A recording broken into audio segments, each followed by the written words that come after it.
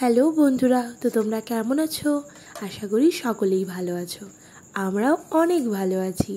বড়দের জানাই প্রণাম এবং ছোটদের জানাই অনেক ভালোবাসা নিয়ে আজকে আরেকটা ভিডিও শুরু করে দিয়েছি। তো দেখতে থাকো, আশা করি ভালো লাগবে। ভালো লাগলে একটা লাইক করে দিও। সকালের বাসি কাজ হয়ে গেছে, থালা বাসন মাজাও কিন্তু কমপ্লিট। আর এই যে দেখছো পনিরটা, এটা ঘোষ কাকা কালকে দিয়ে গেছিল। আজকে যেহেতু শনিবার, প্রতি শনিবার যে নিরামিষ খাওয়া হয় সেটা নয়, তো ভাবলাম যে আজকে পনিরটা রান্না করি। ফ্রিজে রয়েছে তো নাই নষ্ট হয়ে যাবে। তো ভালো করে কড়াইটাকে গরম করে তারপরে দিয়ে দিলাম তেল।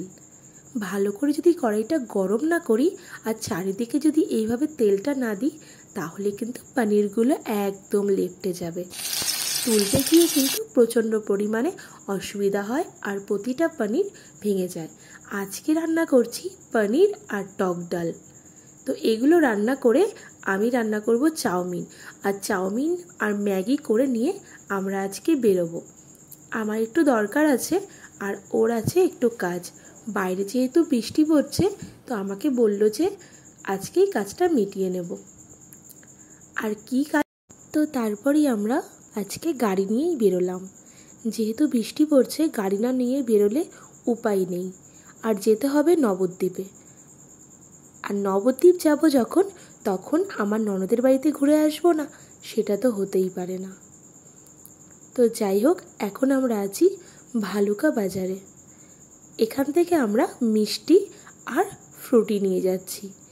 যেহেতু দুটো ছোট ছোট বাচ্চা আছে, ছোট নয় বড়ই, তাদের জন্য নিলাম ফ্রুটি আর ওদের জন্য নিলাম মিষ্টি। আর কুট্টুস দেখো পেছনে বসে বসে খাচ্ছে চাউমিন। আমরা এখন ভালুকা বাজার পেরোলাম। দিদিভাইয়ের বাড়িতে চলেও এলাম। দিদিভাই জানতোই না যে আমরা আসবো।